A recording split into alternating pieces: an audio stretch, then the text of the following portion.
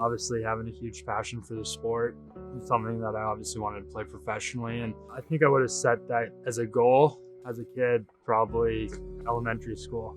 A buddy of mine, Cole Schaefer, I grew up with him playing minor lacrosse every year, junior, intermediate. We lived pretty close to one another, and there's a box, Rochester box, where we'd go to all the time, and we'd talk about things such as like obviously playing in the NLL and going away at college. And I think that's probably where the goal of getting drafted would have come in. But I think once it kind of became a huge reality, it was those junior college years where I was having some success as a younger player, playing junior A with Coquitlam, playing with unbelievable players, getting coached by unbelievable coaches, them making it an option and kind of seeing where they all went, the players. I thought that it was kind of a realistic goal and something that I could accomplish.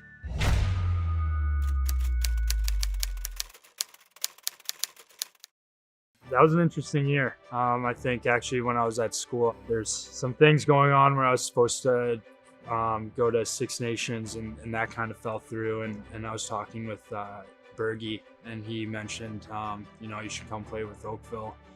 And obviously playing with West my entire life, that was a no-brainer. And I think that year I wanted to play really well, obviously having it be my draft year. But obviously kind of getting coached under Maddie and Jamie, I think it kind of started becoming a reality once I kind of figured out about Ryan Keenan and the potential for him to go one.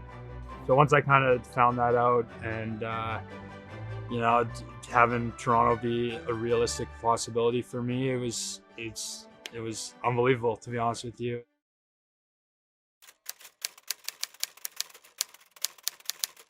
I had a call with Jamie, and he mentioned that he was going to fly myself and my mom out for the draft because he had a good grasp on me coming here and flying to New York, going across the continent regularly. It was something that I was kind of used to doing.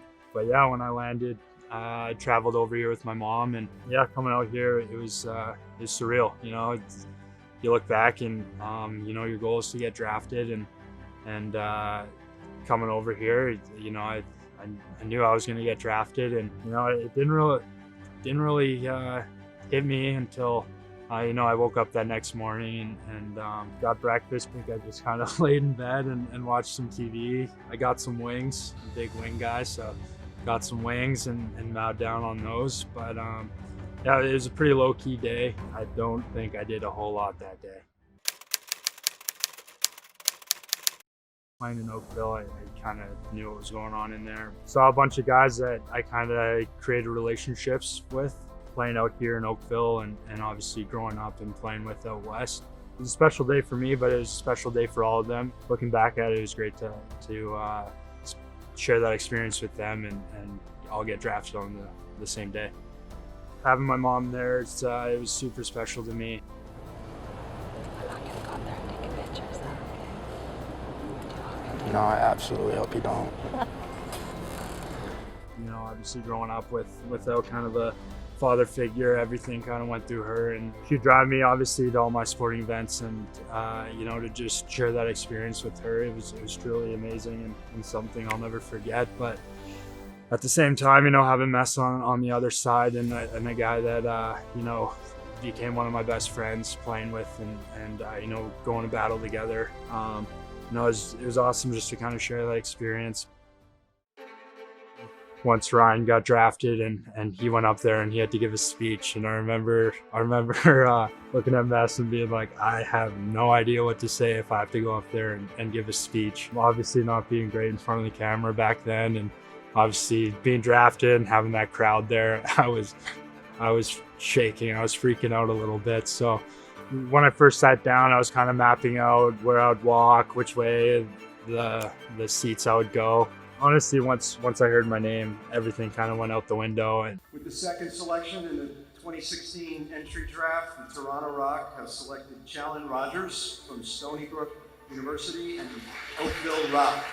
Just kind of stood up and looking back at it, other drafts, stand up, you give your mom a hug, and that's exactly what I did. And it was a special moment. I know she was super, super pumped that I was living a dream of mine, and once I got drafted and kind of walked up there and shook Nick's hand, and I was pretty thankful that I didn't have to give a speech.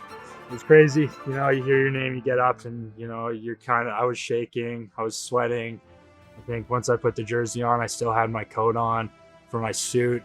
But yeah, it was a crazy experience. I think it was Hickey. He was the first guy I think I talked to, teammate wise. But he just came up and said congratulations. He's looking forward to playing with me again, obviously in Oakville. But he was the first guy I think I talked to.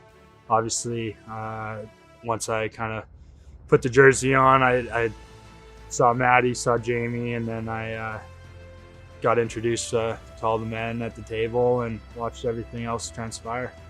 Tremendously happy of obviously where I went. Happy the way it played out because I'm here and get to play for this great organization.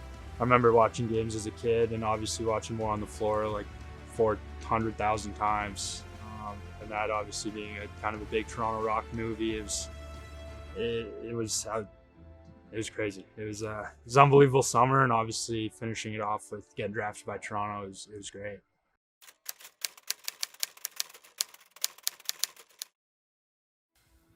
I think just embrace the experience. For me, I kind of knew where I was going, and trust the process.